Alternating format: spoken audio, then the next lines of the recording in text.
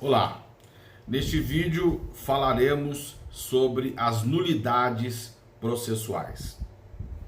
As nulidades processuais são previstas na CLT dos artigos 794 a 798.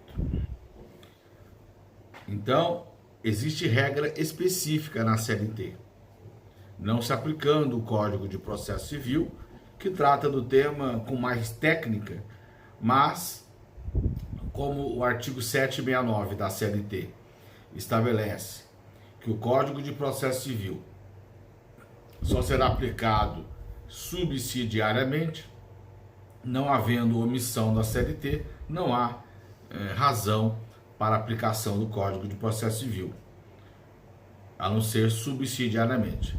Então vamos lá. Existem dois princípios sobre nulidades processuais. Ou melhor, dois sistemas. O sistema francês e o sistema alemão. Para o sistema francês, para que haja nulidade processual, tem que haver prejuízo. Para o sistema alemão, a nulidade depende de pronunciamento judicial. No Brasil, como é comum em vários ramos do direito, sempre que nos deparamos sobre dois sistemas, ou sempre que se deparou sobre dois sistemas, o legislador brasileiro acabou adotando um sistema misto. Então, entre o sistema francês, que exige prejuízo para o reconhecimento da nulidade, e o sistema alemão, que exige o pronunciamento judicial, o legislador brasileiro adotou os dois. O sistema francês é aquele que diz pas de nullité sans griffe, só haverá nulidade se houver prejuízo. E nós encontramos o sistema francês aqui no artigo 794 da CLT. O artigo 794 diz: nos processos sujeitos à apreciação da Justiça do Trabalho, só haverá nulidade quando resultar dos atos inquinados manifesto prejuízo às partes litigantes. Então, no processo do trabalho, para que haja nulidade processual, é necessário que ocorra o prejuízo. Sem prejuízo, não há nulidade processual no processo do trabalho. Mas a CLT também adotou o sistema alemão. E nós vamos encontrar o sistema alemão no artigo 797, o qual dispõe: o juiz ou tribunal que pronunciar a nulidade declarará os atos a que ela se estende. Então, o sistema francês está no 794, exigindo o prejuízo para que ocorra a nulidade, e o sistema alemão está no artigo 797, exigindo que haja pronunciamento judicial para o reconhecimento da nulidade. E ao reconhecer a nulidade, o juiz ou o tribunal vai dizer quais são os atos nulos. O artigo 798 diz: a nulidade do ato não prejudicará os posteriores, que dele dependam ou sejam consequência. Quando o juiz ou o tribunal reconhece a nulidade processual, os atos praticados antes do ato nulo continuam válidos. Não há motivo para anular os atos processuais anteriores. Só os atos posteriores ao ato nulo e que sejam consequentes do ato nulo é que serão nulos. Mas é necessário observar o que diz o artigo 795 da CLT. Há um prazo processual para que a parte que sofreu um prejuízo possa arguir a nulidade processual. Diz o 795: as nulidades não serão declaradas, senão mediante provocação das partes, as quais deverão arguí-las a primeira vez em que tiverem de falar em audiência ou nos autos. Estamos aqui falando das nulidades relativas. As nulidades absolutas, o juiz pode conhecer de ofício. As nulidades absolutas, caso não sejam conhecidas de ofício pelo juiz, poderão ser conhecidas pelo tribunal. Mas as nulidades relativas, o juiz não pode conhecer de ofício. As nulidades relativas têm que ser arguidas pela parte interessada, e esta deverá arguir a nulidade processual na primeira oportunidade de falar na audiência ou nos autos. Daí a importância de se ter em mente a sucessão dos atos processuais. Quais foram os atos processuais praticados? Quais são os atos processuais que poderão ser praticados na sequência? Então é necessário verificar em qual momento ocorreu a nulidade processual, para arguí-la na primeira oportunidade. A nulidade deverá ser arguída pela parte interessada. O tribunal ou juiz, reconhecendo a nulidade, vai dizer quais são os atos nulos, e os atos anteriores não serão atingidos, mas apenas os atos posteriores ao ato nulo e que deles sejam consequência. Uma hipótese de nulidade processual que anularia todo o processo é a notificação inicial. Então, se houver nulidade processual na notificação inicial, todos os demais atos processuais estariam nulos. Se a nulidade processual ocorrer na notificação inicial, ela deverá ser arguida na contestação. Inclusive, o Código de Processo Civil, lá no artigo 337, quando trata das preliminares, estabelece 337, incumbe ao réu, antes de discutir o mérito, alegar, primeiro, inexistência ou nulidade da citação. No caso do processo do trabalho, inexistência ou nulidade da notificação. Se a nulidade processual ocorrer na audiência de instrução, imaginemos, o juiz indefere uma prova, o juiz indefere uma pergunta. Tudo isso ocorreu na audiência de instrução. Em tese, haverá cerceamento de defesa. Na verdade, não dá para saber ainda se haverá prejuízo sem a sentença. Porque se a parte teve uma prova testemunhal, uma prova indeferida ou uma pergunta indeferida, mas a ação foi procedente, aquilo que ela pretendia provar, o juiz reconheceu, não houve nulidade, porque não houve prejuízo. Mas você não sabe ainda qual será a decisão. Então, em tese, havendo indeferimento de prova na audiência de instrução, em tese houve prejuízo, houve nulidade processual. Em qual momento processual essa nulidade deve ser arguida? O artigo 850 da CLT estabelece que, terminada a instrução, poderão as partes aduzir razões finais, em prazo não excedente de 10 minutos. Então, se a nulidade ocorrer na audiência de instrução, o prazo processual para arguir a nulidade é nas razões finais, sob pena de preclusão. Não sendo arguida a nulidade processual que ocorreu na instrução nas razões finais, após a fase das razões finais, após a nova proposta de conciliação, virá a sentença. E depois não adianta recorrer da sentença e arguir nulidade que ocorreu na audiência de instrução. Terá ocorrido preclusão desse ato processual. Então, a nulidade que ocorrer na audiência de instrução deve ser arguida nas razões finais. A CLT não diz, a CLT não prevê o chamado protesto, mas é um costume entre os advogados trabalhistas esse protesto na audiência.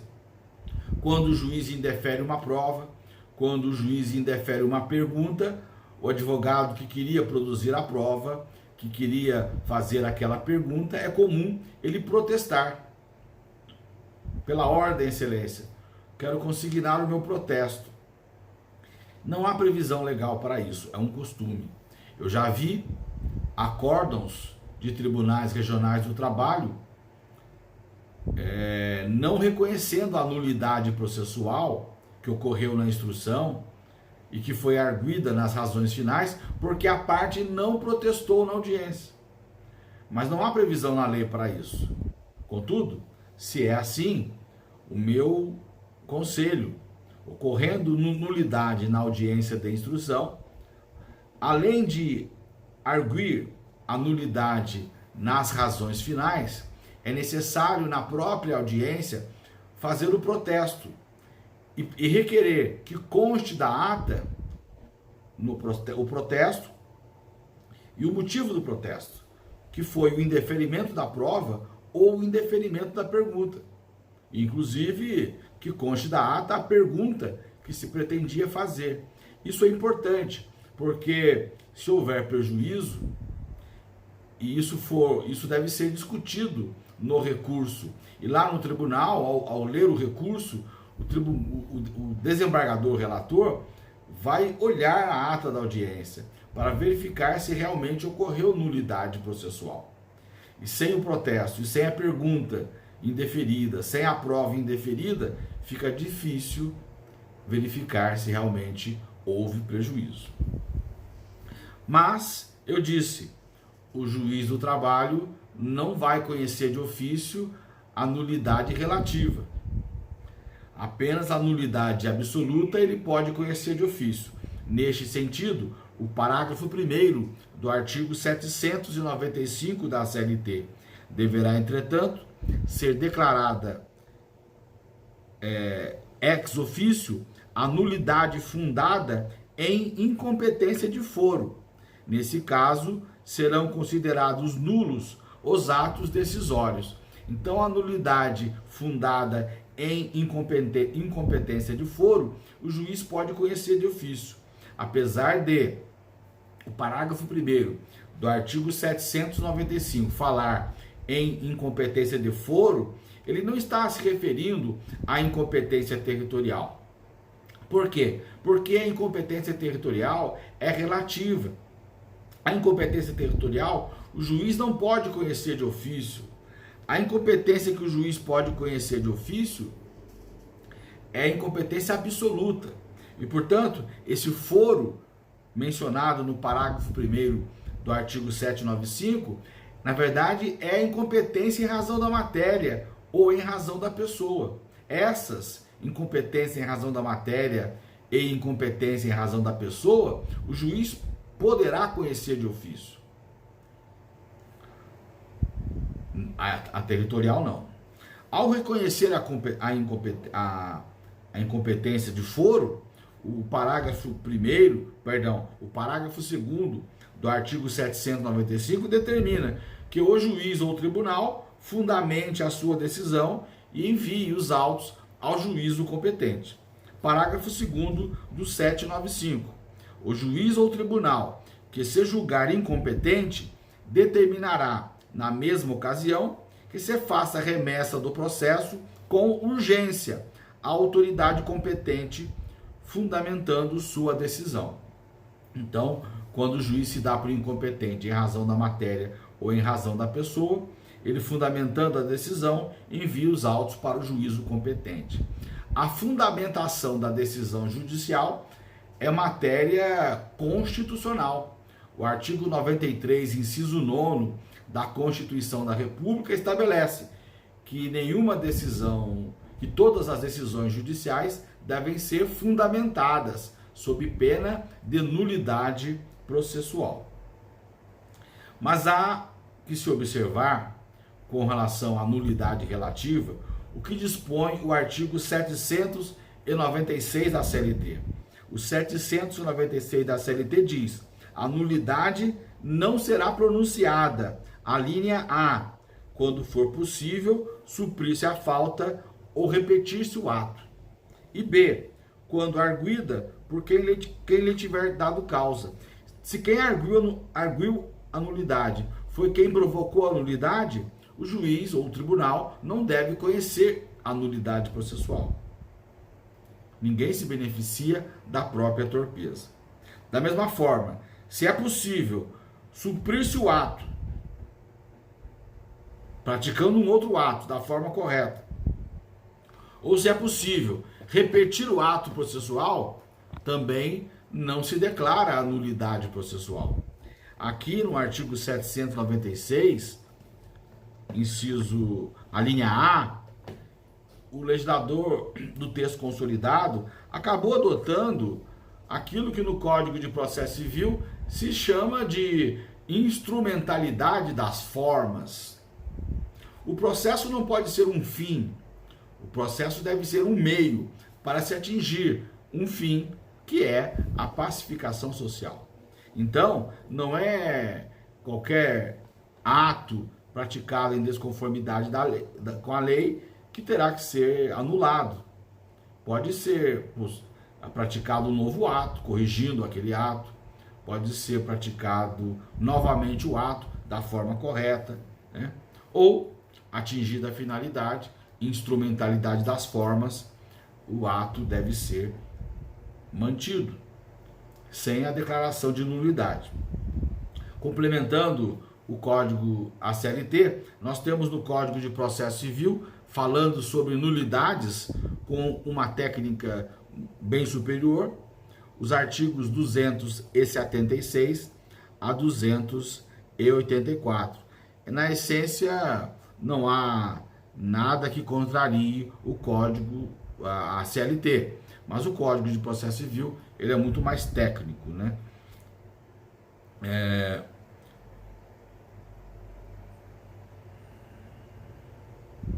Então, sobre nulidades processuais, tenhamos sempre isso em mente, né?